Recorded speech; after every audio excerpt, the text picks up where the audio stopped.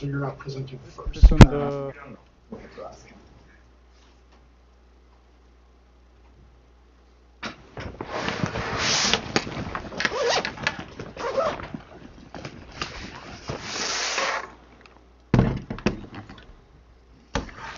okay, try once again.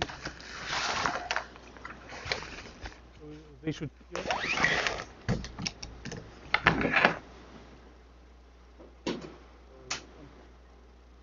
Huh?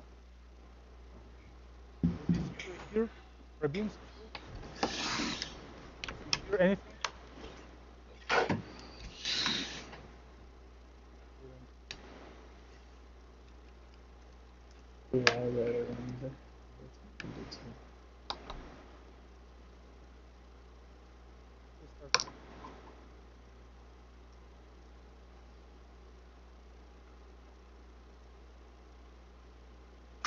Oye, kann ich wieder runter.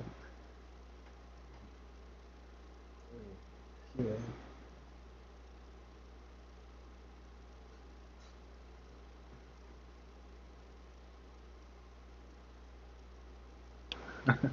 We use the old microphone.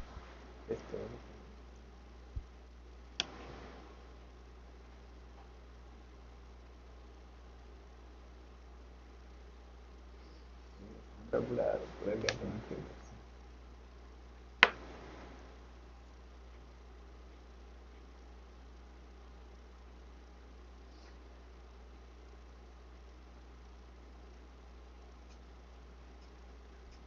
Cute is super.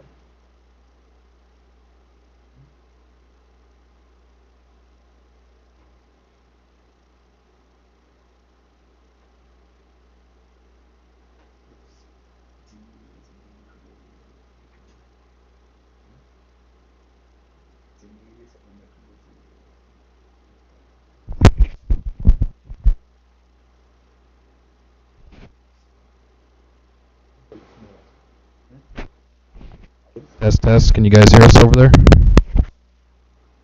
Yeah. Okay. You really can't hear? Please confirm. Yes. Okay. We can hear you. We can hear you. Okay. Thank you all very much for coming to the last meeting in the computational. This should be a special event simulated in the half. Excuse me, Dr. Gillen. We cannot hear you now. You cannot? Yes. Yeah, we can hear you. So you want me to hold it this way? We don't know. I think so. Okay. Probably everyone should do the same. Okay.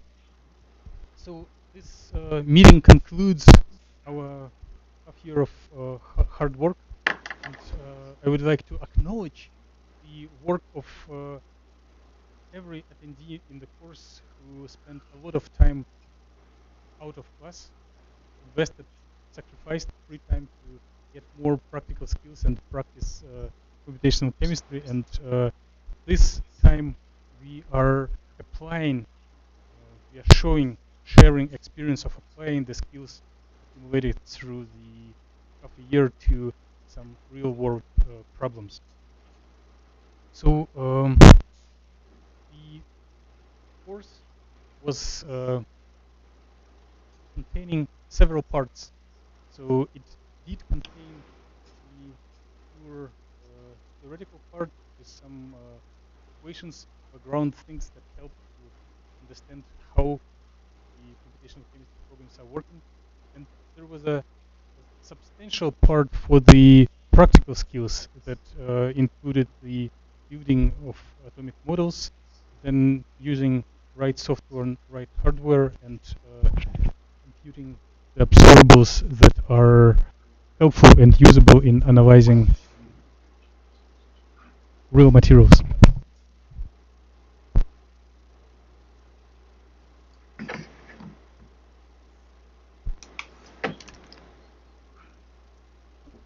Is it better this way?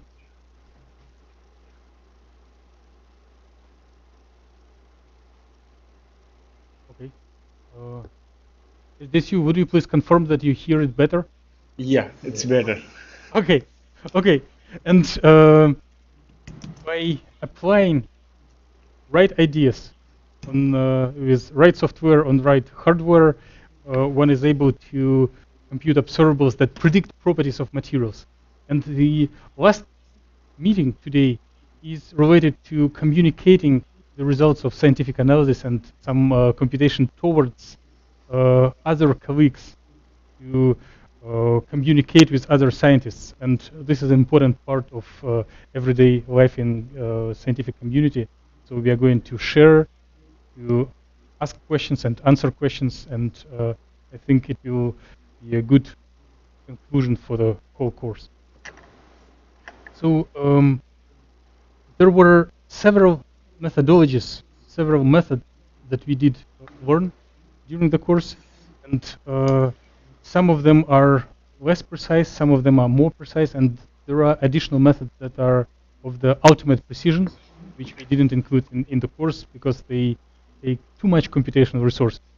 So with the methodology of density functional theory and time-dependent density functional theory, we do have an opportunity to explore realistic models of realistic materials of decent size that can model something that taken place in the wet lab. And these skills with these methods should have a promise to be helpful for anyone at the department and at the university. So not only for theorists and computational chemists, but also to those who work 90% in the wet lab and to have a little support for experimental results. So the presentations are arranged in a symbolic way to go from simplest to more complicated object, and they're also bundled according to the nature of materials that were explored with this method. So there are some fundamental things that are important for everyone. There is a focus on inorganic materials, organic materials, and interface between organic and inorganic. Then we do have a little section on applying these methodologies to process in solids, and the last presentation will be on non-equilibrium process when system is substantially excited in some non-equilibrium state.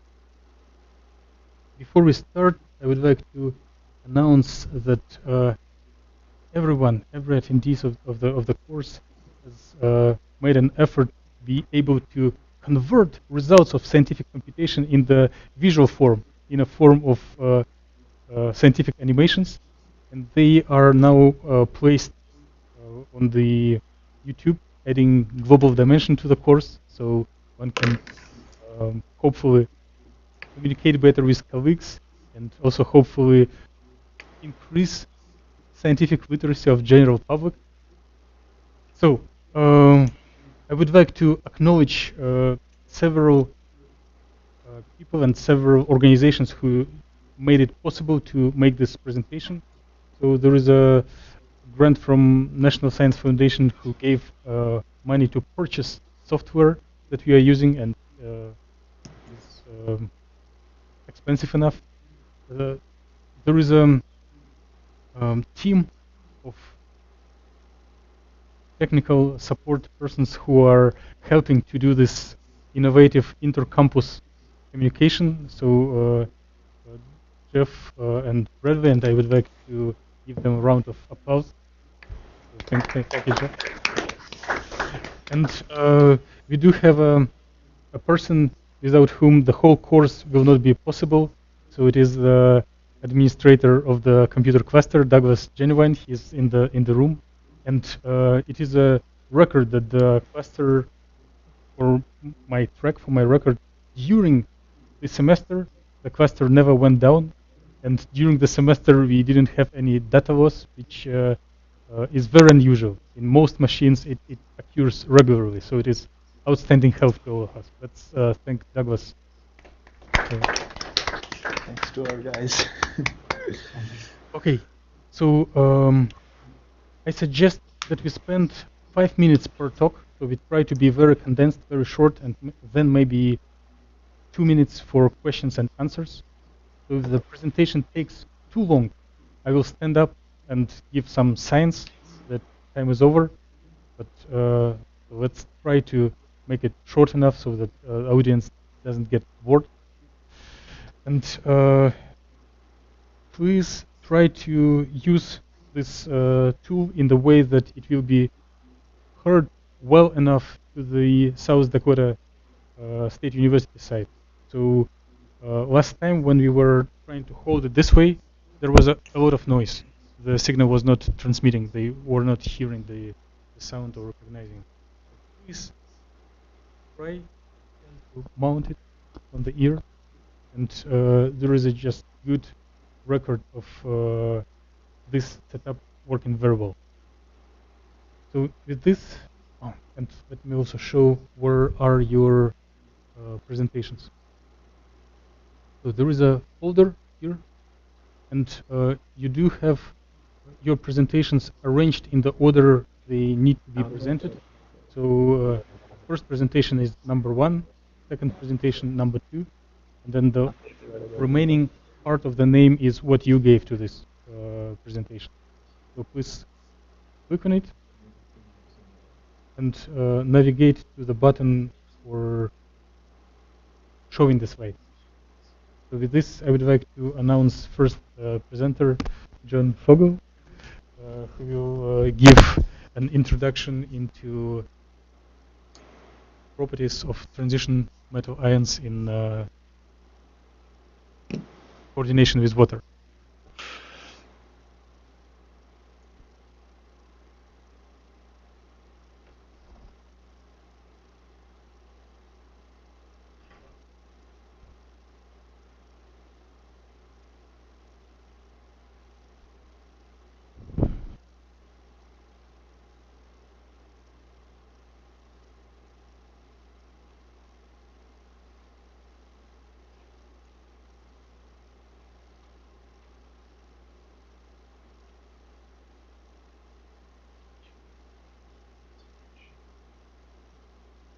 You guys can hear me all right, though?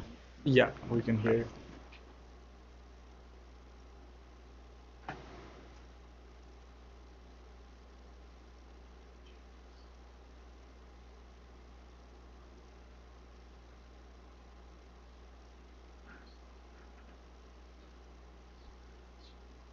That is it. Online course.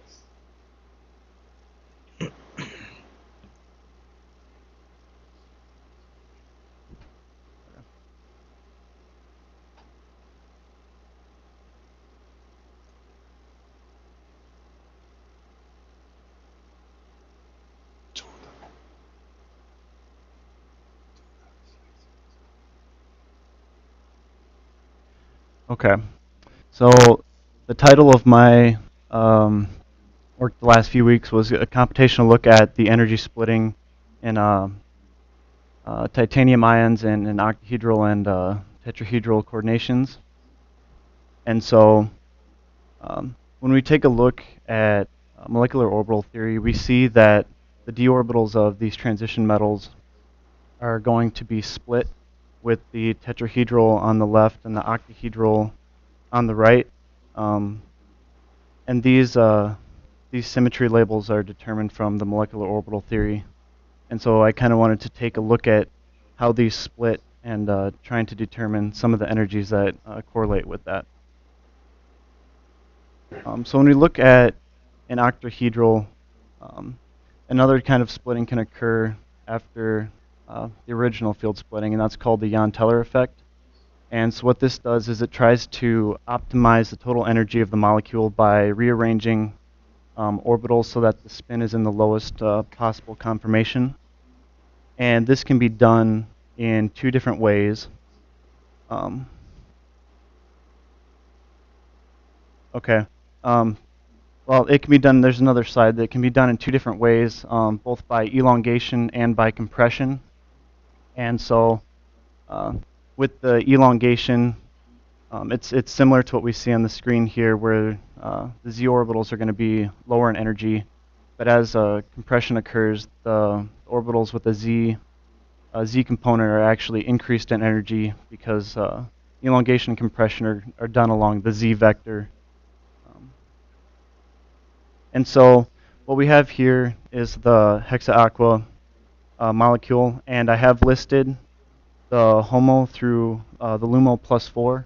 This is a D1 electron configuration, so we expect to see the HOMO in the first of the D characteristic orbitals, which is shown here.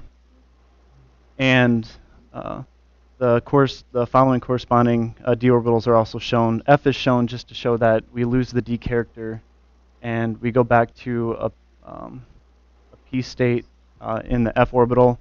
The energies we can see here, they're actually grouped relatively similar, with the lower energies being the first three and two higher energies, and that shows good correlation to the octahedral splitting. The difference in the first three can be somewhat correlated to the Jon-TELLER effect, even though with only one electron, it's actually a very weak effect.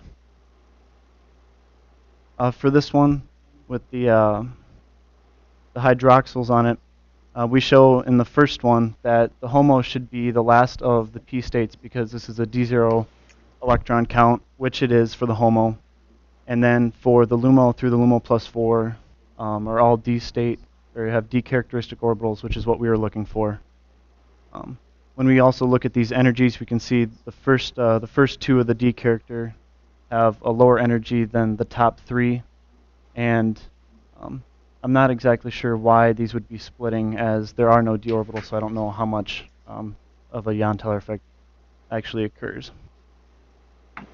And so all of these charts are sideways, but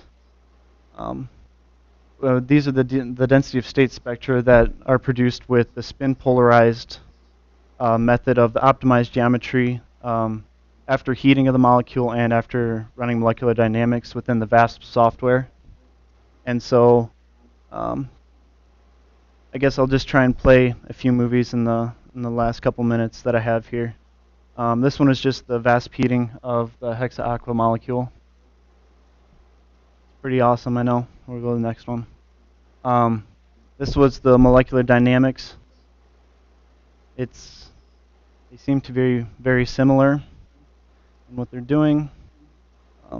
Another important thing we did was we ran TD-DFT on these, and after we got the absorption spectra, we see the absorption. This one was the peak was near 571 in the visible range. Literature has it anywhere, mid 490s to 520 is what I've seen. So there is some discrepancy with the actual absorption peak, but this absorption matches what we see in the lab, where this is a titanium 3 chloride solution, and so with the absorption in this 5 to 600 region, essentially we should be seeing the red and the blue and the purple emitted, so this matches what we've been seeing. But the rest is for the tetrahedral geometry, and because this is a D0, we should expect to see. We don't need a spin polarized method, and so that was seen, and these are the density of states. I also have a couple movies of the heating and the molecular dynamics, but with what I have left, I want to show this was the hexaaqua titanium, but this was in a number of water molecules, and so we were taking a look at how it actually interacts with water, just not by the ion itself. And so this is a rather short video, but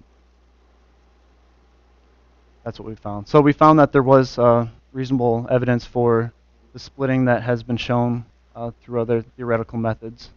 And so I was pretty happy with the way it turned out. So thank you. Okay.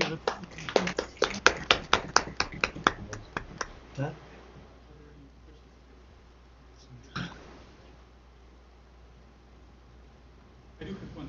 So how do you decide when it is important to apply spin polarized calculation and when it can be negligible? The last part should be Okay, so spin polarized is going to split your alpha and beta spins. And if you're going to have an odd number of electrons, or you're expecting to see something that would want to follow Hund's rule more closely, you would want to use a spin polarized method in that sense. Okay. Any other questions to Jon? Okay, then let's thank Jon for the presentation. And the next presenter is Vinothiny Balasubramanian. More complicated topics when metal ions are coordinated with complicated organic environment, and she will discuss the possibility of using prediction for sensors. So I will give you 6 seconds. We would like everyone to ask questions and design questions for the presentation is going on.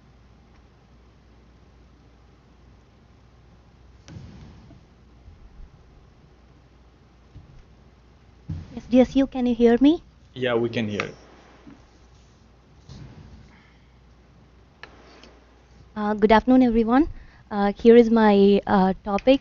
It is theoretical investigation of a novel FRED-based mercury sensor, and we are analyzing how the metal ion is interacting inside the cavity of the crown ether using some DFT calculations. Here is a simple introduction about like metal toxicity. So if we have we need some metals for our basic nutrients, but if it exceeds a level, then it may mimic some known diseases like erythrocyte hemolysis, Alzheimer's disease, asthma, and hypertension. So we need to detect these metals, and there are a lot of techniques available for these metal detection. Some of them are AS, atomic absorption spectroscopy, ICP mass spectrometry, but these techniques are pretty expensive and complicated for the sample preparation. So we rely on a very simple and very easy way, that is a fluorescent detection technique. And it also to note, this technique is very sensitive and selective, as equal to the other available analytical techniques. There are induced electron transfer, and fluorescence resonance energy transfer, and intermolecular charge transfer. These are some of the known mechanisms which involve the fluorescence. And here is a simple schematic diagram of the FRED mechanism. As I'm focusing on FRED, I just want to give a little introduction about it.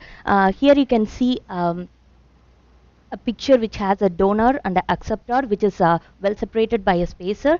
When analyte is bind to it, there might be a chance for energy transfer between the donor and the acceptor, and the acceptor will luminous due to that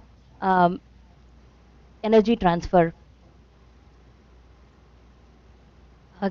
So we got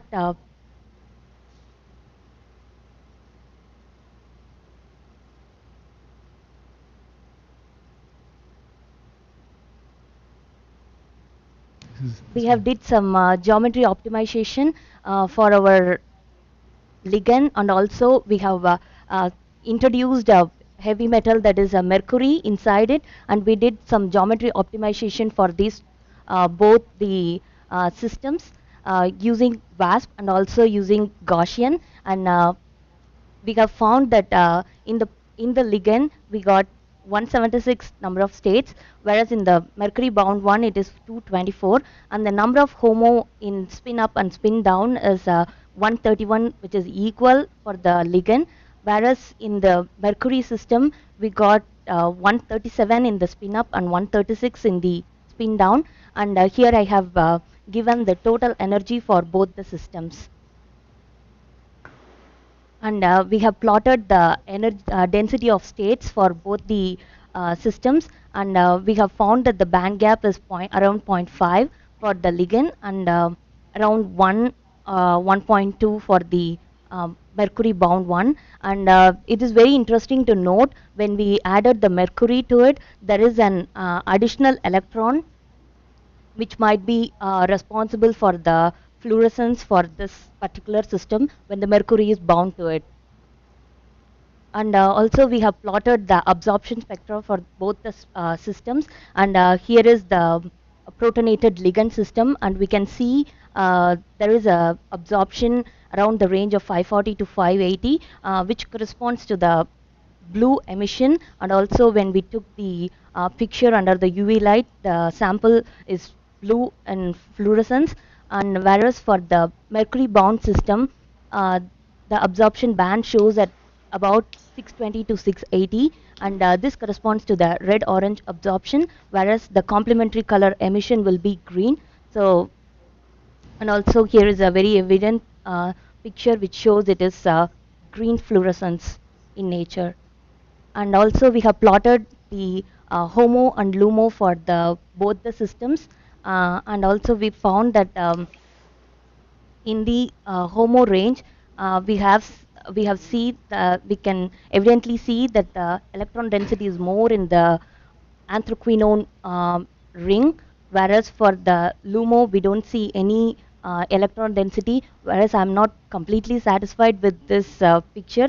So when we did the part charge for the mercury bound system, as I mentioned, for the basis FRED systems, we can see that there will be energy transfer between the donor and acceptor. Here we can see there might be a chance for energy transfer between both the systems. These four orbitals corresponds to the pyrene, and these three corresponds to the anthraquinone. So it's kind of very I'm really happy with these kind of pictures, and also this one shows a very pretty good for the mercury atom, which has a D character in it. But in the protonated ligand system, when we plotted the VASP orbital, there is no electron density around the anthraquinone. It is only in the pyrene, so there might be not a chance for it to luminous in nature. And here is the video for the geometry optimization of the mercury bound system. Here we can see we have randomly placed the mercury inside it, and we went for the geometry optimization.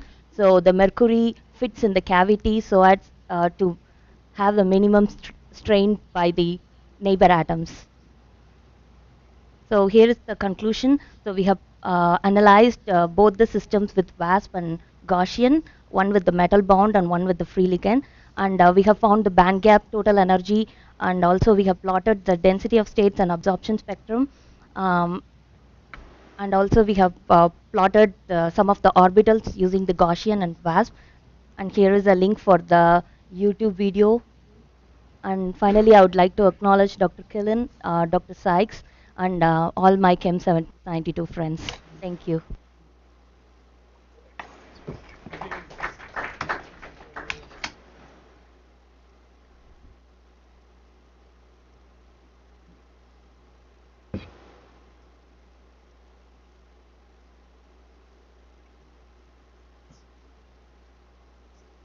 Sorry, I just turned on my mic.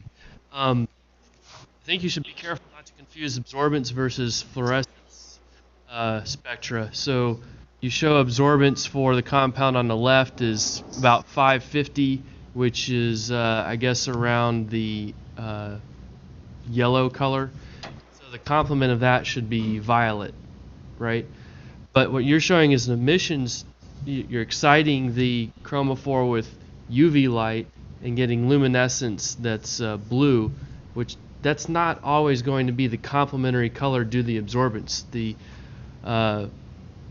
luminescence is actually going to be red shifted due to a Stokes shift based on the excitation of the chromophore. So it doesn't have to be the color complement of the absorbance feature. In fact, you're probably exciting something that has nothing to do with the visible absorption, right? You're exciting in the UV. So it's a completely different process. So I would just warn not to mix those two and take a closer look at your spectroscopy.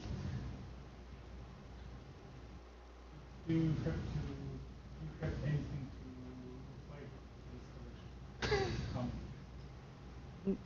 Because we are very at the basic stages of, so I just like was just checking for the complementary colors to match up with the, because we have got all the fluorescence and also UV for the compounds already. So I just Do you have a like compare. photograph of just without exciting the compound, just something of regular photograph of your compounds? Because do. then you should see the color complement based on the visible light absorption. So what color is the compound on the left without shining any UV? It is almost like very pale yellowish or colorless. Pale yellowish. And that makes sense because you're absorbing at about 450 nanometers, which is in the violet. So it should be kind of a yellowish. And that transition at 550 is really weak, so you might not see that complement coming through. And then the compound on the right, what color is that? If you just have a vial of this, what does it look like? It's colorless, almost colorless. Colorless? Yeah. Okay, so that would suggest a strong absorbance in the UV and no absorbance in the visible. So, and that you actually have maybe a very weak absorbance feature in the visible, so that might make sense. But absorbance and fluorescence are completely separate processes. Okay, so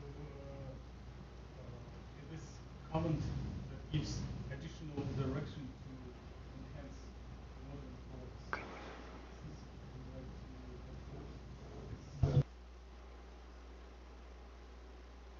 Thank you.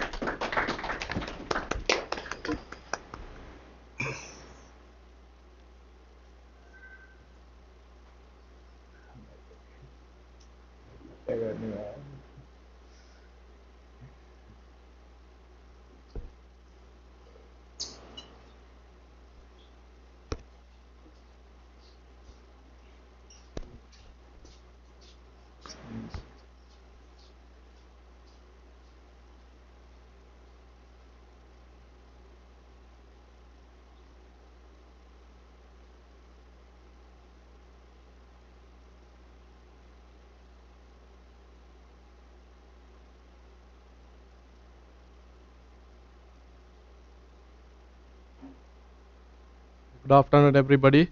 Understanding HOMO MOFs from a computational perspective. The MOFs are well defined 2 or 3 dimensional crystal microporous. The porous material can be classified into 3, and one is microporous, mesoporous, and macroporous. The MOFs come under the microporous. The MOFs have found a variety of potential application, including gas storage and gas separation, catalysis, and drug delivery. A subset of MOFs has recently gained attention because of their flexibility in their structure, which is highly relevant for gas separations. However, it has remained challenges to modulate the flexible behavior in MOFs. So the computational stimulations paved the way to understanding the original flexibility of MOFs. So in this methodology, we are normally use the 4 input files in the VASP analysis for each and every operations. The very important procedure is we have to create the separate directory, because when we are running the VASP, it will create the several files. So then in order to avoid the complexity, we have to create the separate files. So the I have created the different directory for each and every operations. The INCA files, which is the central input files for VASP, which determines what to do and how to do it. Like this, POTCA contains the pseudo potentials, and POSCA contains the lattice geometry, and K points contain the K point coordinates. In this methodology, run the VASP for geometric optimization at first. It will take nearly 5 to 6 days for each and every model to finish the running. When it is finished, then I create the state files, which is created during the running of VASP. Then I have to modify the VASP according to that to produce the dot spectrum. Then the spectrum was converted into PDF and saved in the computer. Here you see, these are the 4 MOFs The A is the Azo MOF 1 and Azo MOF 3, 2 and 3 and 4. So as Dr. Jagi explained in the last Monday his talk, we can see that in the MOF there are porous. In this porous, so when he explained, he saw it that there are some ball-like things inside the pores. So here also we can see in the 3 dimension there are suppose these pores are useful to, in these pores the gas going to be used, or when we are using these pores to separate the gas, in these pores the gas will be combined. So these are the models obtained after the geo-optimization and visualized in JMO. This is the results, and we discuss after the geo-optimization of this one. We obtain the density of states. This is for Azo MOF 1, this is Azo MOF 2, 3, and here is the 4. So in this 4, so we can find it that there are some stranges. Just I want to explain my experience here. There are some problems or shortcomings occurs in the input files. Due to that only we can get the backup. Here we can see the backup, but here we can't get that one. Considering the very short time periods, I found out the problem, but I can't unable to do it again because of the time constraint. But I saw it here, but in future it will be okay. So these are the some outputs, the DOS calculations of HOMO and LUMO of Azo MOF 1, 2 and 3 or 4. Here the band gap energy is calculated, the energy, subtract the energy of LUMO, subtract the energy of HOMO from the LUMO. Here we can see that after the geo-optimized, here that model is viewed in the VASP view. The charge density can be found in the ligands and metals. Here in the red color, which is zinc, the 8 zinc ions are here which coordinate with the ligands to form this complex, the MOF. So here we can see that the shape of the d orbital in zinc. So there are 8 zinc in red color. The blue color is denoted by carbon. The carbon is denoted by blue color. The sky blue is denoted by hydrogen. The green is nitrogen. Yellow is oxygen. There's another separate view of the same figure, which is viewed in the VASP view. Here that one is for LUMO stage. The state is 561. Here we can see that the whole charge density is on ligands. So another view of that is absorption spectrum of Azo MOF 1. So here after geo-optimized of this Azo MOF 1, here we can find it that how it will take the several shots before it reach to the final stage. But here I couldn't accumulate all sort of things because it will take then 5 or 6 minutes of view. In conclusion, the simulated spectrum shows that Azo MOF 1 has the transparent wide spectral range, and the analysis of partial charge density of the front orbitals confirm that the charge transfer occur from the ligand to metals. The band gap of Azo MOF 4 is 0.024, which is less compared to the other models. It can be, that's why I already explained the shortcome of that. From the available data obtained through the computational calculation, such as ionization energy or electron affinity energy, so those sort of data can be calculated through some through the different theorems like Proof-Math theorems and etc. Thank you.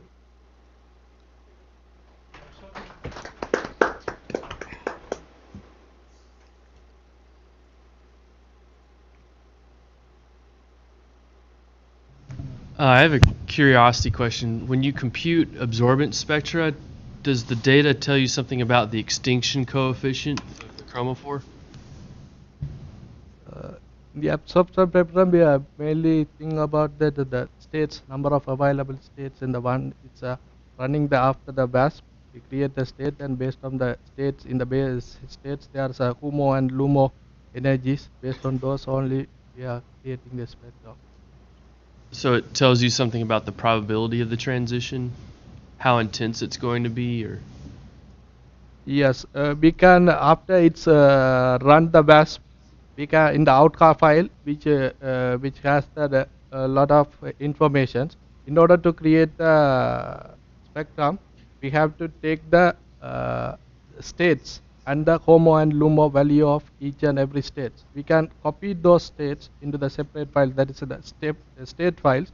Then we put all these information here, and we can find it that from the HOMO and LUMO maximum and minimum energy, and based on that we draw the graph. Any other questions?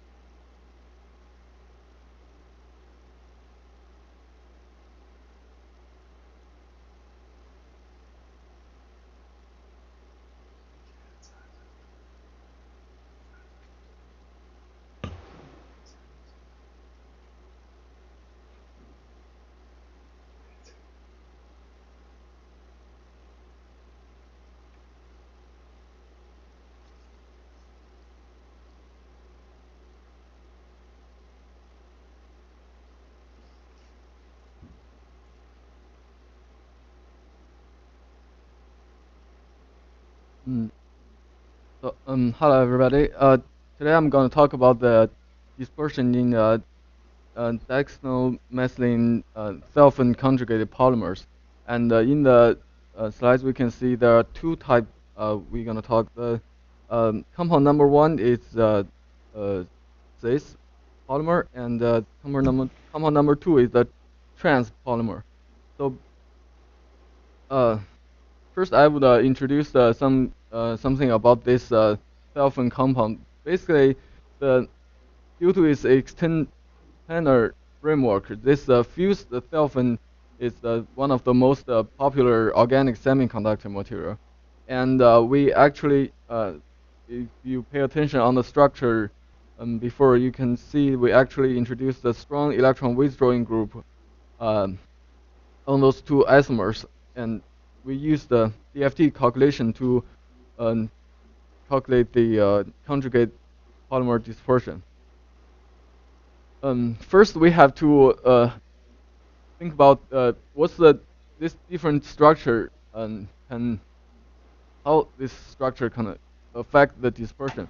So basically, this two compound has the sulfur and the electron withdrawing group methylene on the either on the one side or on the different side.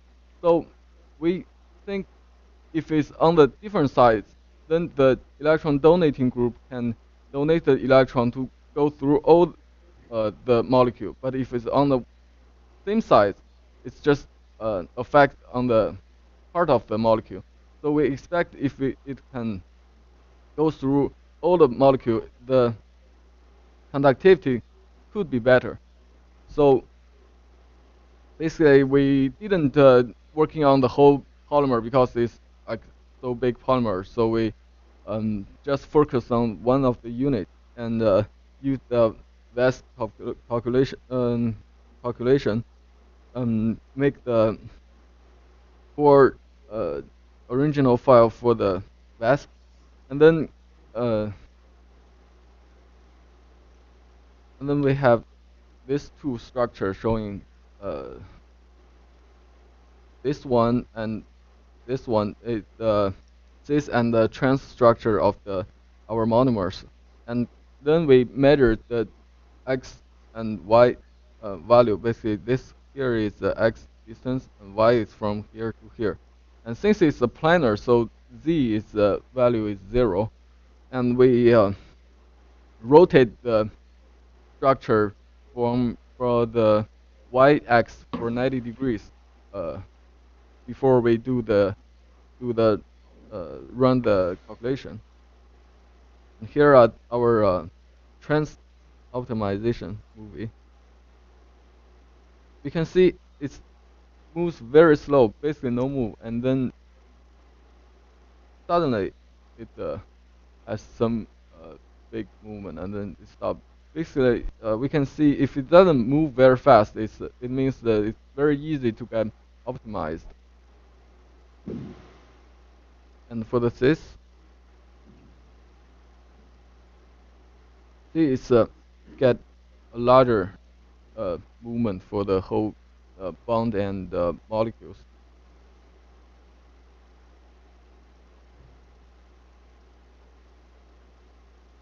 So in this, we can predict there could be a chance that the conductivity of the this is might be worse than the trans.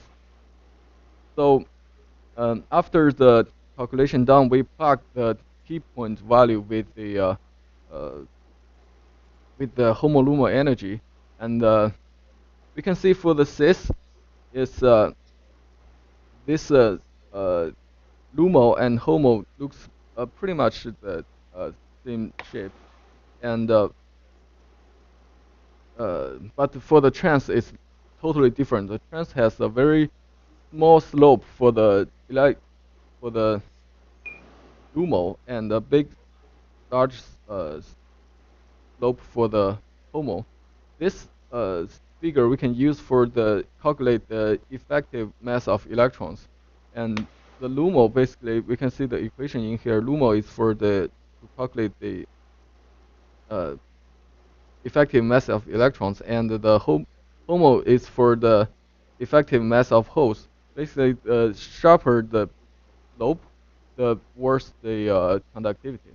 So based on this structure, we can tell it's exactly like we predicted.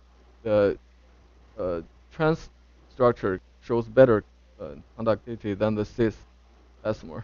And the band gap in here we can see is also for the cis it has 0.6 electron volts, and for the trans it only have 0.4. This means it's also on the other hand indicating the better conductivity for the trans. The conclusion, first we can see we proved that for this isomer, the effective mass of electrons doesn't have much of a difference with the effective mass of hole, and but for the trans isomer, it's significantly larger, which indicating the better electron conductivity. And last, I will see this compound I got from our lab, and we do the cyclophotometry for this experiment for this compound, and the actually experiment shows that the trans structure does have better conductivity than the cis, which is exactly the same results as I calculated. Thank you.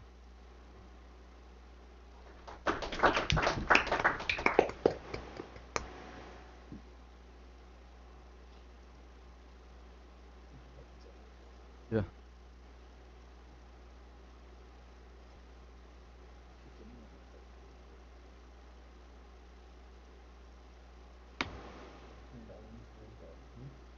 Actually, you when you rotate that, it's the x gonna be z and z gonna be x, and then the x when doing the calculation, I add the 10 well 10 to the z, which already transferred to x to make it away from each other.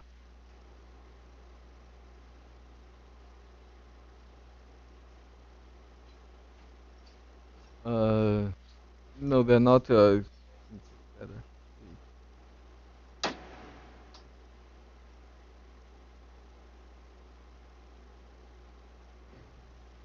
So when I rotate this, it's the delta x gonna be delta z, which and then that the 0 gonna be delta x, and then we add 10 to this 0, which makes delta x to be 10, and then the delta z is 1.429 for the cis, which I think is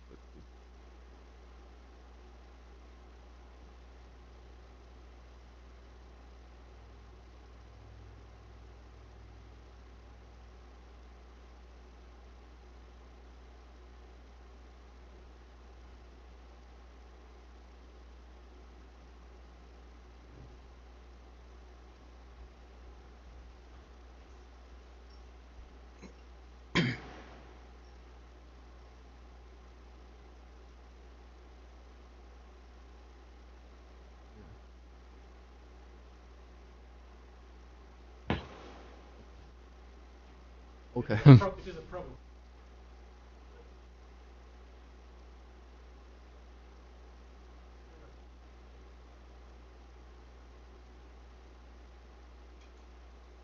Yeah.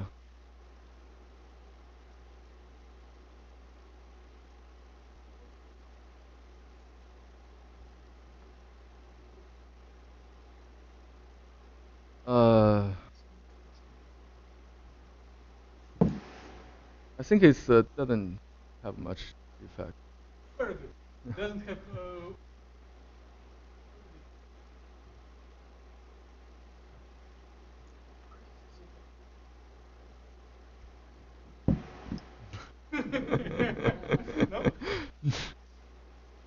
No? Let's look at this picture.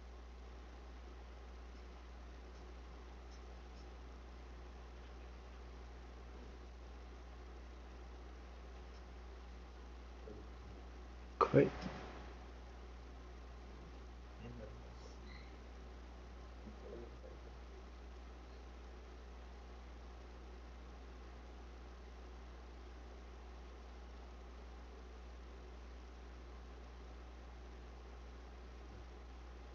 Yeah.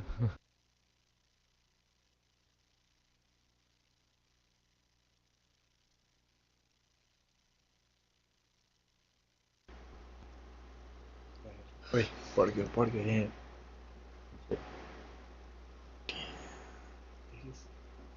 Okay. Wait. So,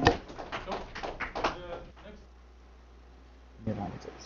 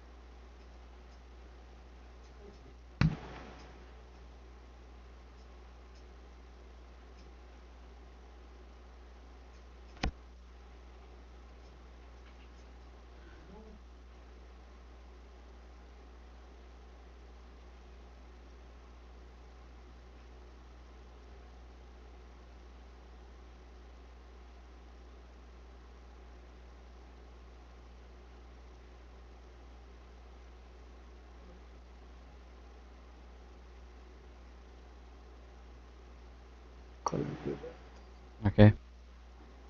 Good evening. As the SUI, are you hear me? Yeah, we can hear it. Good. So actually, I want to talk about adsorption of small hexafluorobenzene on the gold surface. I'll give you some introduction about why this system is important, and then we're gonna go through the method we followed in this calculation, and we discuss the result and discussion. I want to show you the partial charge density, and then we're gonna conclude what we have seen in this calculation. The first of all, this system is very important. I want to mention benzene and heterocyclic compound has been studied really good in the literature. However, hexafluorobenzene it's kind of a new field, and we study this field is hot and really important in terms of application in industry. For example, petrochemical industry, one of the main reaction is catalytic conversion of aromatic system, which one of them is what we have right now. We're gonna see some of interesting theoretical studies of hexafluorobenzene, adsorption in gold, and conducting using density functional theory. Um, in this also study, we use VASP, Vienna Initio Simulation Package, conducted what is supposed to be Dr. Killen, the equation. The equation is supposed to. No, the equation is missed here.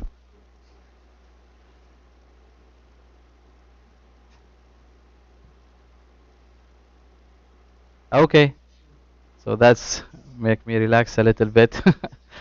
Okay, so first of all, this calculation actually, if we're gonna combine this with the theoretical study, theoretical equation or theoretical running of this calculation, we should remember or call in Kohn-Sham equation, which give you the kinetic energy, give you the potential, give you the energy of the orbital, total density of electrons, how it depend on the orbital, and the orbital functional, orbital equational functional. Determine the potential also, it's depend on the coordinate we have and the density of electron. Orbital adsorption spectrum also involved in this study, which computed based upon transition dipole moment. Here you go. So it's actually different, both of them. Anyway, so we explained them. I don't know why this happened, but and this is the process. We have the position of electron, number of electron, coverage limit. You have the density then, and then you compute it over this matrix. This we have potential here. It doesn't write anyway, and you have can form also or find the kinetic energy and the total density, and then over the matrix, if the total nu minus total less than energy of total, yes, go the output, no, go to, change the density again. Okay, let's go through the what we have did of, using VASP. The first of all, we have three models.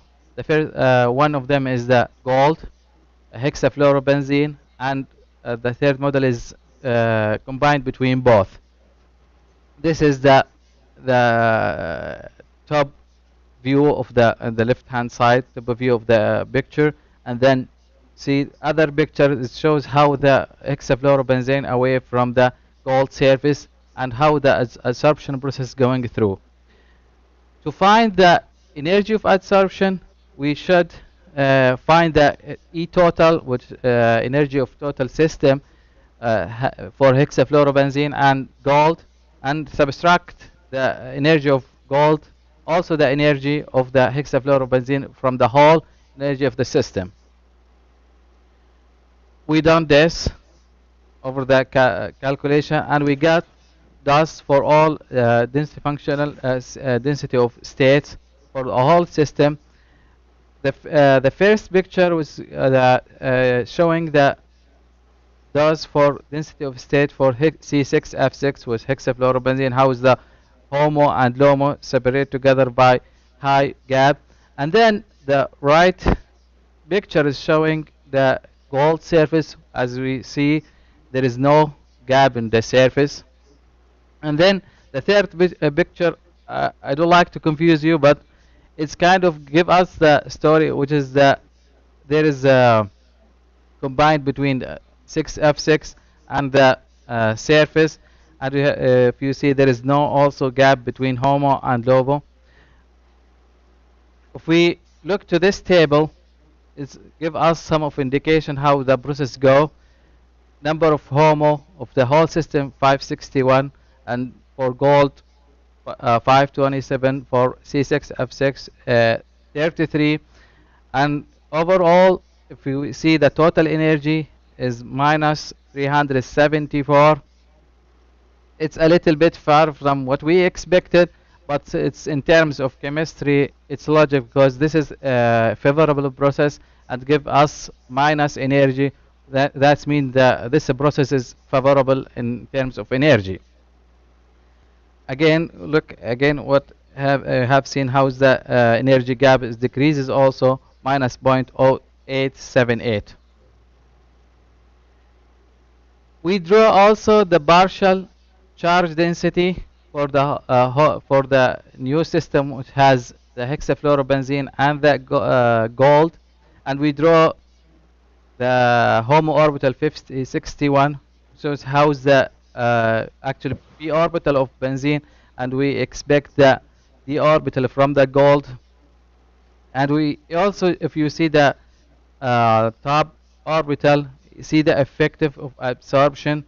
different from the down orbital of the from the orbital in the down of this picture of this is the LOMO of what we have. We expect to get better results if we run another example. This we know this is information is kind of is not quite well. We hope there is something in the calculation. We maybe highly recommended to run another calculation. Also, I want to tell you about the based upon the total energy here, the binding energy like it's like minus 49 electron volt. I did not mention here for the in terms of time, but it's also give us that's the binding energy a little bit far from what we expected. We also we highly recommended another calculation based upon this result. This is the movie what we got for the gold surface. It's showing really good how is the movement of atoms. This is for C6F6.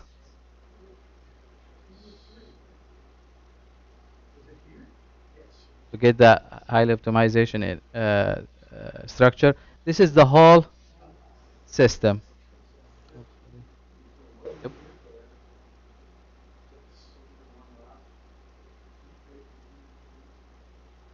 How the absorption of benzene, hexafluorobenzene in the gold system. We conclude what we have seen. We used periodic atomic series of gold as the original structure and hexafluorobenzene as adsorbent, which affect the electron dose. The result indicate formation of several surface states added by the adsorption process. A more accurate calculation is presently in progress. We run time in ahead time to verify if the interaction of hexafluorobenzene with gold surface could offer more attractive result. And I would say thank you for your.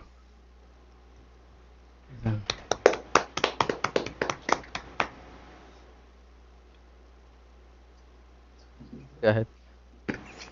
Has anybody ever done STM for hexafluorobenzene on gold? As far as I know, I do not think so. Okay. Because I made survey, this one. As far as I know, I do not think so.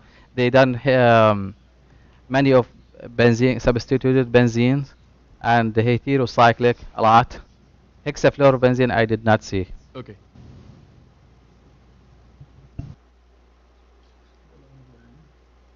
Go ahead. Nothing. Yeah, it's highly recommended. It's easy ones, I would say. Easy ones, no problem at all. Yeah.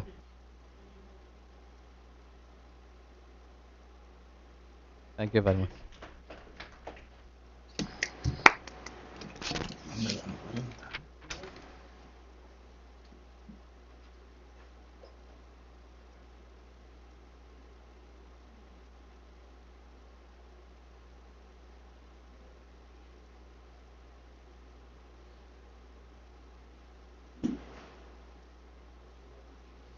So you open the presentation. All right. Give me sign when I need. All right, and okay, you should be good to go on that one. Oops. Could you transfer them to? Maybe we can present from here.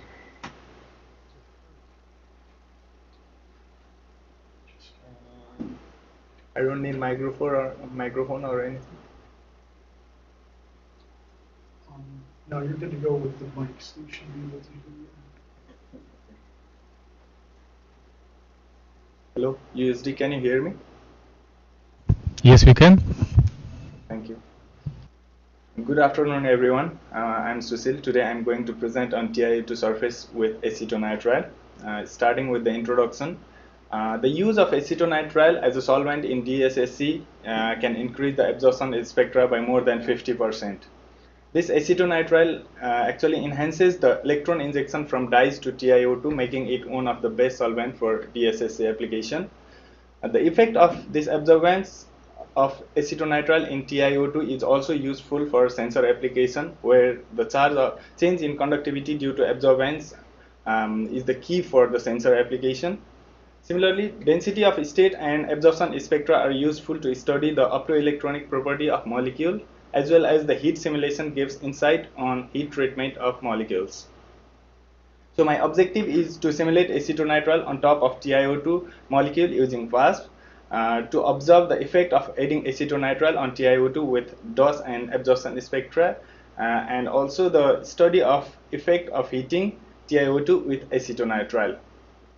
This is the theory. Here I have included the total energy for Kohn-Sam theory, which considers the electron as a system of non-interacting particles with the same density. The total energy is given by this equation, which is dependent on charge density. I'm not going through details of this one. So this is the methodology for doing simulation. We used Gaussian as well as VASP. The details are provided by our instructor. So I'm also not going through all of them. This is the result section. Here you can see on the left hand side we have TiO2 with acetonitrile on top and bottom of z-axis. We can see here I have analyzed the total energy. The total energy without acetonitrile, that is just for TiO2, is given by this value, that is 445 electron volt. And with acetonitrile, we can see the rise in total energy, which is due to the structural discrepancy. So that we can say the acetonitrile, the titanium dioxide alone is more stable than with acetonitrile. We have also calculated the energy per molecule. This slide shows the dose and spectra plot for acetonitrile with TiO2 with acetonitrile. On the left hand side we have the dose plot which shows the band spectrum, as well as on the right hand side we have spectrum plot which shows the absorption. The dose gives an idea about HOMO of molecules as well as band gap, and the absorption spectra gives the information on absorption range, the frequency range. Here is the heat simulation for this acetonitrile, TiO2 with acetonitrile. We can see on the right hand side I'm increasing temperature from 0 to 1000 Kelvin, and we can see this acetonitrile molecules takes out one oxygen from this titanium. This CH3CNO molecule is actually the Lewis structure of methyl isocyanate. There are 3 resonance forms for this structure, and the one we are seeing could be one of the 3 that I have given on the bottom of this slide. So it exists in the form of hybrid form. It exists in hybrid form. So in conclusion, VASP is useful simulation software for molecular analysis. The energy calculation is useful for analyzing structural discrepancy and stability of molecules. Dose and absorption spectra gives optoelectronic property of molecule, as well as the heat treatment study, so that acetonitrile takes away one oxygen from TiO2 and forms methyl isocyanate. And my future work will be to observe different orbitals using partial charge simulation, which I have already submitted the job, but it's still in running condition, and to simulate the same structure for a small and large number of acetonitrile molecule and observe its conductivity for sensor application. Thank you. And lastly, I would like to thank Dr. Kilin, Jeff, Binu, Stephanie, and all students from USD for their valuable support and suggestion. Thank you.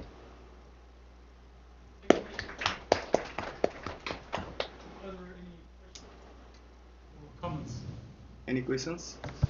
Yes. Yeah. I'll be quick. I thought you had an interesting result. I guess it might suggest if I have a catalytic reactor and if I flow acetonitrile over TiO2, I'm going to remove oxygen from the surface. So is that leaving titanium hydride terminations on the surface? Yeah, I guess it shows like that. It's removing oxygen from the surface of titanium, and it's forming this structure CS3CNO, which is stable and it exists. So it's kind of removing oxygen, I guess. Yeah, that is what I think. Yeah, that's a really strange result. It's interesting to have to think about it. Thank you.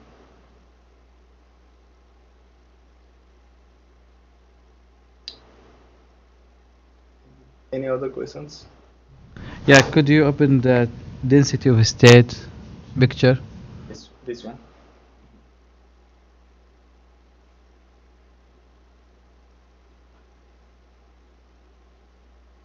I'm not hearing you. Sorry. Yeah. Okay. Hello? Yeah, I can hear you. In HOMO region, there is some of uncolor area. Mhm. Is this by mistake or? Yeah.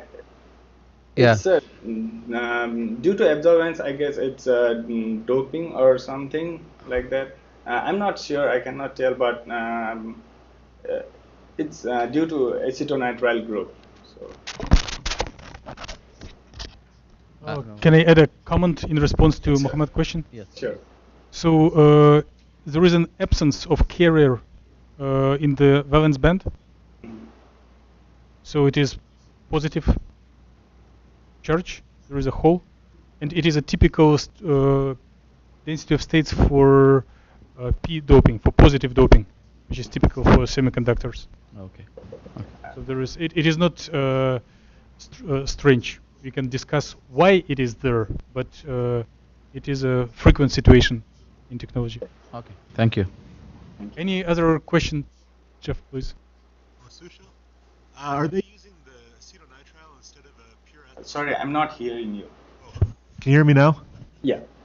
Are they using acetonitrile instead of ethanol for the DSSC construction? Mm-hmm. Sorry? You mentioned that they were using acetonitrile. Is that in place of ethanol? I know ethanol is typically used for the processing of DSSCs. Yeah, actually, I was going through literature and I found that a lot of people are using this acetonitrile as a solvent for DSSC application, which actually enhances the absorption. Well, it's compared to ethanol? Yeah, I guess. Okay, thanks. I'm not sure it replaces or not. So. I have another comment to this work, that if continuing this work, one should double check that the surface doesn't have some other ligands, so it doesn't have water or hydroxyls, and one should make sure that the acetonitrile takes hydrogen from titanium, not from some other surface ligand, which Okay, can be there by. I'll make sure that. But thank you, Sushil, for a very interesting talk. No problem. Thank you, everyone. And our next presentation is by Stephanie Jensen, and she will speak towards more.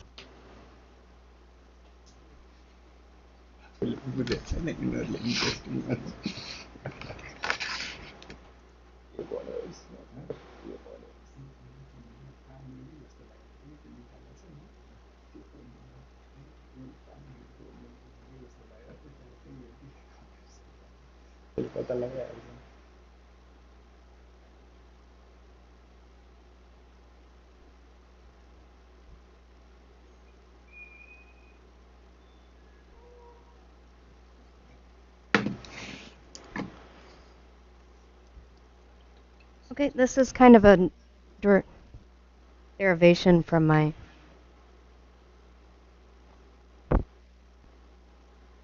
master's project. Okay,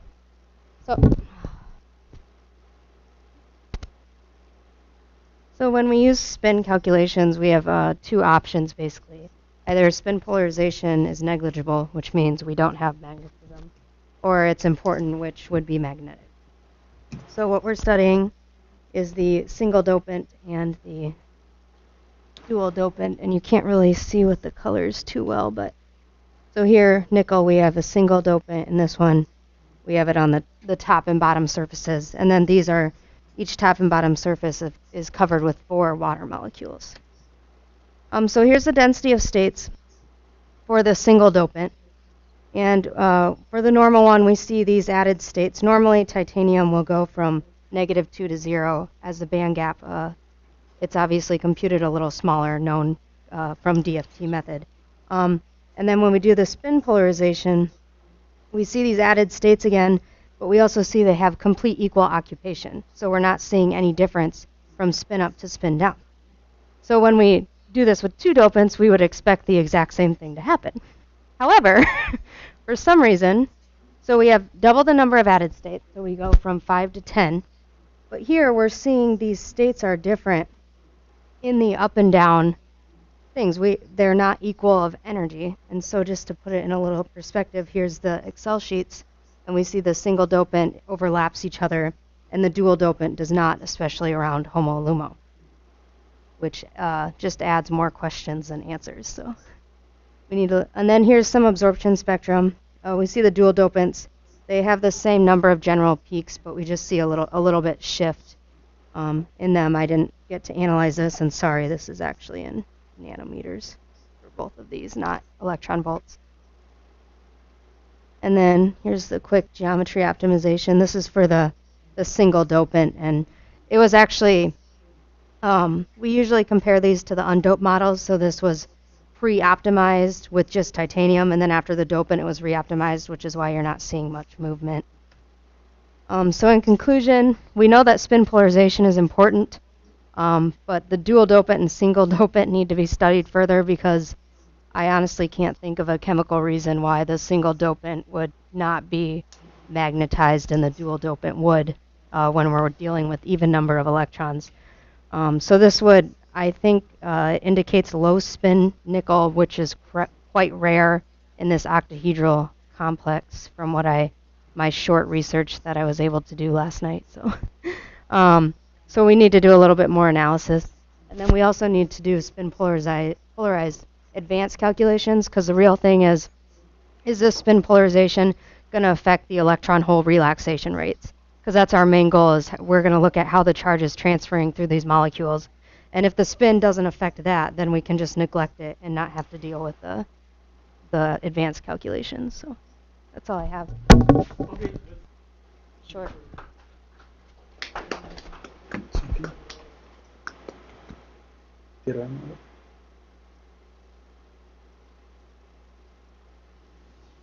How you are choosing the atoms in order to dope? Say, for an example, you are choosing some top or top and bottom. Yeah, so we're looking at surface dopants. So for we just pick one, I guess.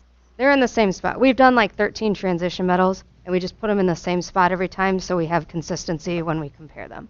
So what will happen if you choose some others kind of internally? We haven't done that yet. We've just done surface doping, so I don't know. Okay.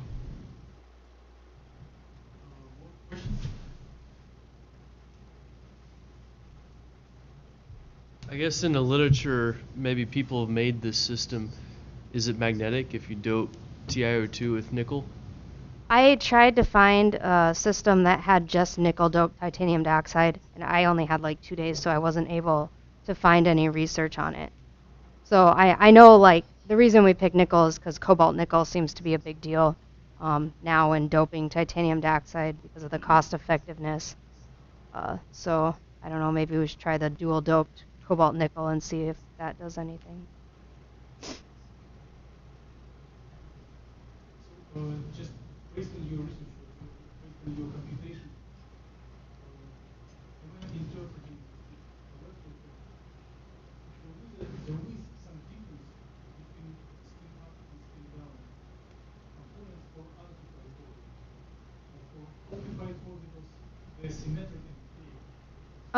Your calculation shows that there is no magnetism. Well, these would be unoccupied here, and there's difference in these energy levels here. So you see these peaks are not central. So there's difference in occupied and unoccupied. I think there might be one occupied. I'll have to check. I didn't look like specifically, but I can find that out pretty easily. So. simplified. Okay. Orbitals are have substantial difference. Yeah. If it is not the case, then the system is orbitals. But that would be different when it's excited, right? Yes. Yeah. So optically induced. Okay, that's happening for interesting talk. And the next presentation is again through connection. That's fine.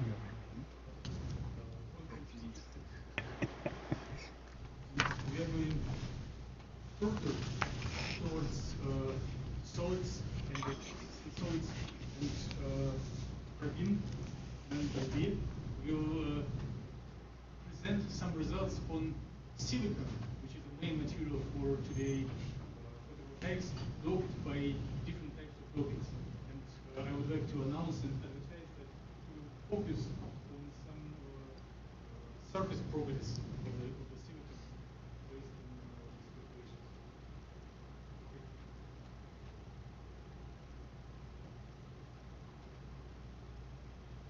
What is yours?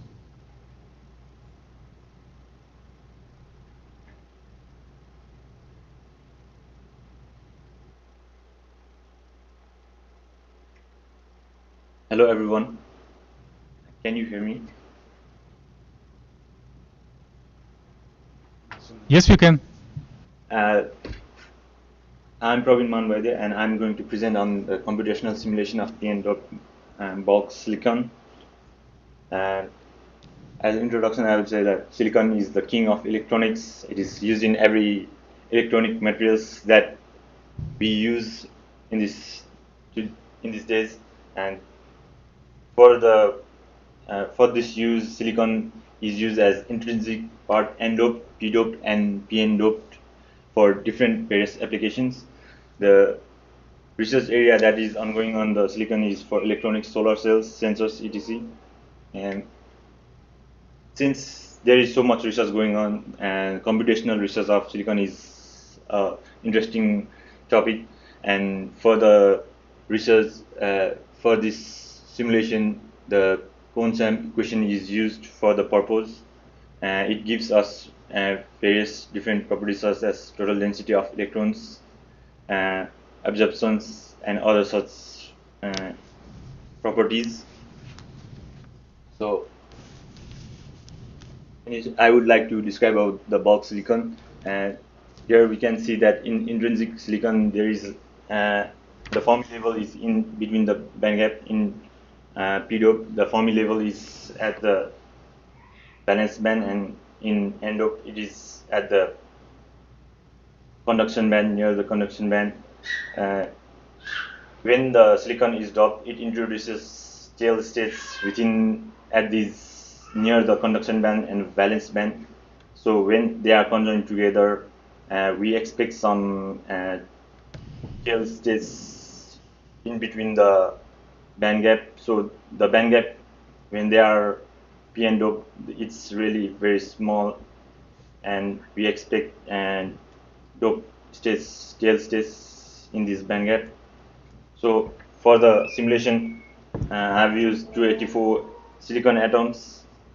You can see the aluminum atoms and the phosphorus atoms that are symmetrically aligned along the z direction for the simulation. I use fast software to solve DFT using Purdue Burke version of procedure. So these are the various input files and output files that have been generated. For the result, you can see density of states for the silicon. You can see as there is overlapping between the conduction band and the HOMO band as expected. And this is the absorption spectra. You can see that the peak is around 2.7 electron volt for 300 Kelvin. These are the resulting charge density for my simulation. You can see the HOMO charge density between aluminum ions and silicon atoms, and for LUMO localized between phosphorus and silicon atoms. You can see from the figure that charge is distributed in the vicinity of doping ions and the silicon atoms rather than at the doping itself. And this is the movie for my or simulation for 288 atoms. And this is for I did for smaller simulation. You can see in this figure that the surface of at the surface the silicon are really reactive, while at the core they do not react much. So for my conclusion, I'd say that tail states are introduced in the band gap due to doping. Absorption peak is found at 2.7 electron volt, and there is strong charge transfer between LUMO and HOMO level, and the charge density is distributed in the vicinity of doping and silicon atoms rather than at the doping region itself, and the surface relaxation at the surface of silicon suggests its reactive nature. And these are my references, and I would like to thank Dr. Kilin for his utmost help in this project, high performance cluster of UST colleagues, and my friend Sushil Adhicari. Thank you.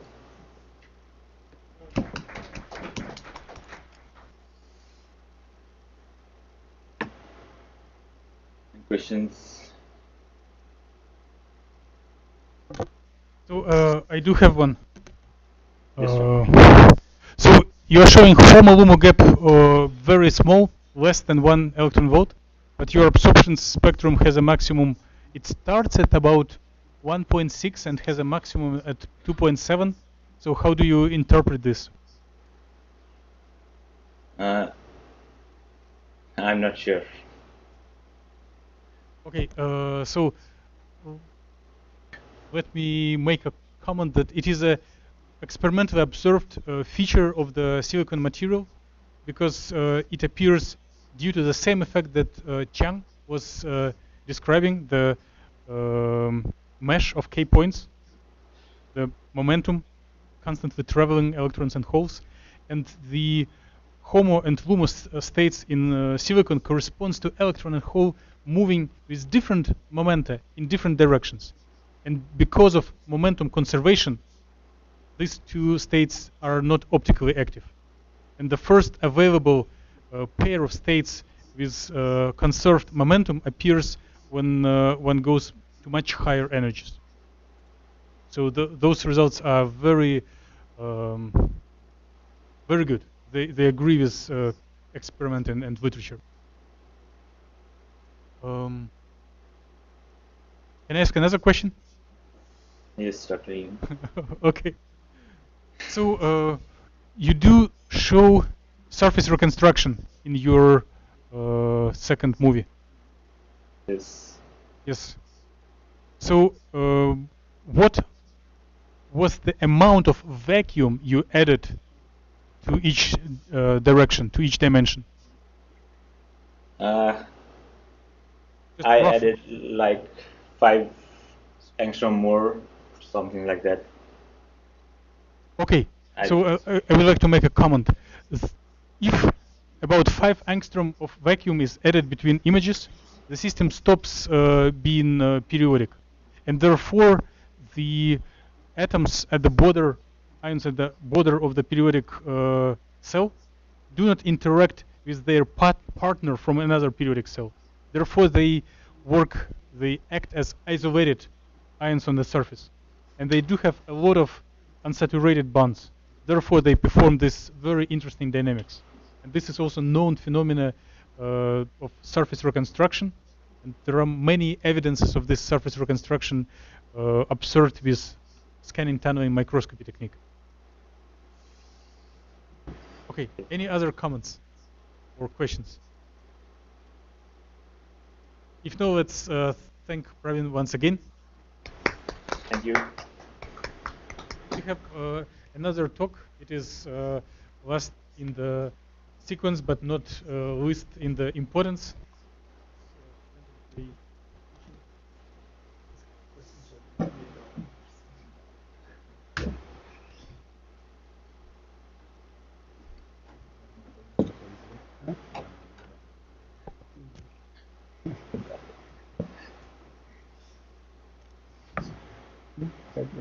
Yes.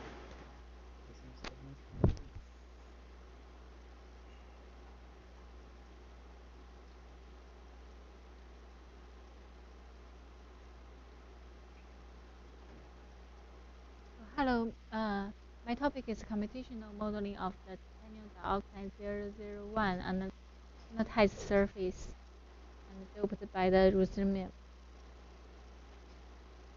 So here is my outline. First, I will introduce the titanium dioxide and provide.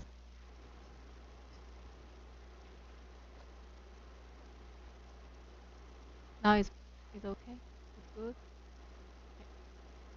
So, and provide my results, density of state, absorption spectrum, electrodynamics, and electron dynamics. And the titanium dioxide is one of the most material. It has a very unique properties, absorption, electronic, photokinetic, and it is also the cheap semiconductor. And we can use it in many areas, for example, the photocatalysis, the biomedicine. And now I want to provide my results. I use the model is the titanium 32 and the oxygen 62, and with the 8 in the 001 surface there have the 8 water, and we replace the 2 ruthenium and in the 001 surface. And compare this density of state, we can find there have some the states adding between the band gap, and the band gap is smaller than the undoped model. And here is the absorption spectrum. We can find that they have some peak over here between the 0 to 2 evolved compared to the undoped model. And also the highest peak, this is higher than the undoped. Here is my movie show the ruthenium doped the titanium dioxide, the molecular dynamics, because the motion of the ion, so we can accept there should be have some electron movement in here. And this is the fluctuation of the quotient orbital energy based on the molecular dynamics. So we can find that there have the adding the some states between the band gap here.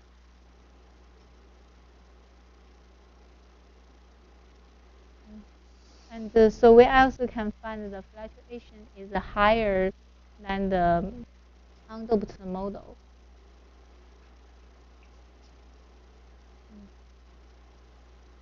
And so the left is the one optical.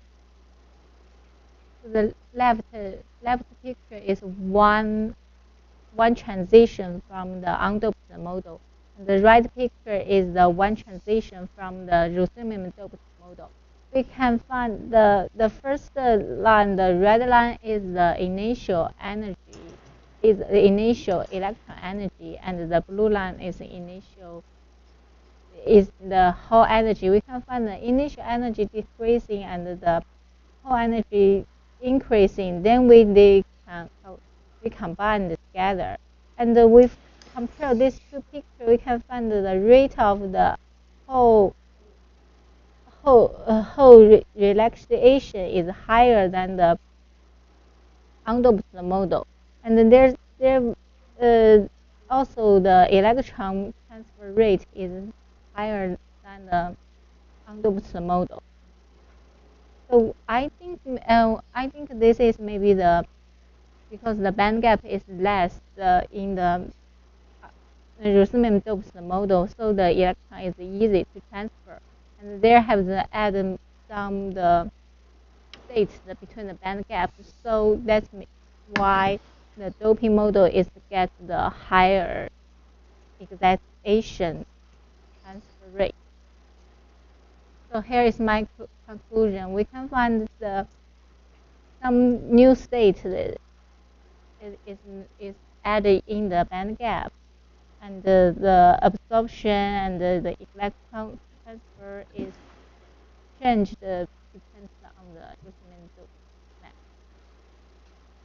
Thank you.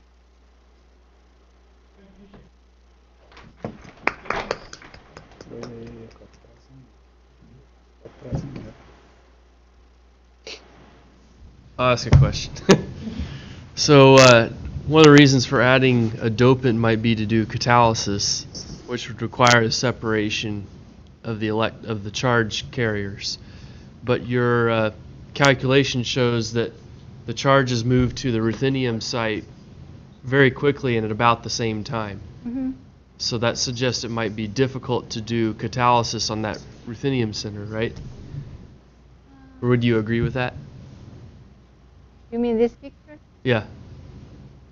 So, I think because the transition energy in the ruthenium doped model is less than the transition energy in the undoped model. So I think that is the reason why the relaxation is higher. Relaxation rate is higher.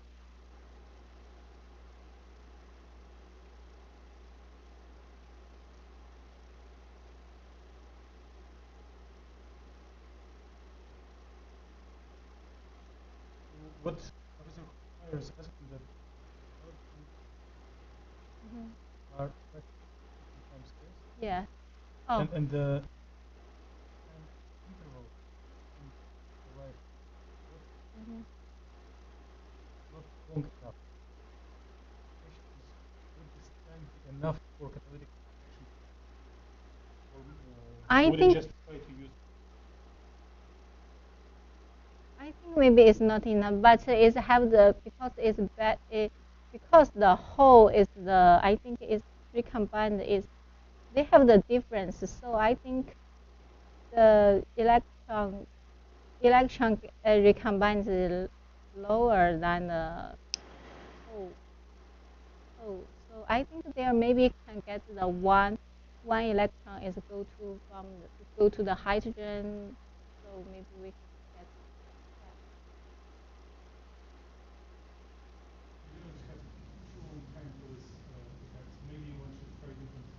that. Yeah, maybe I want. Yeah, your job is to figure out how to make that electron relax at a much longer time.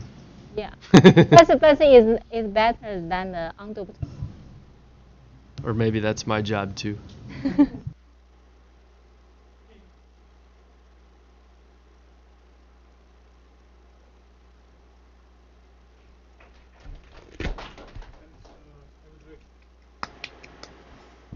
Presentations.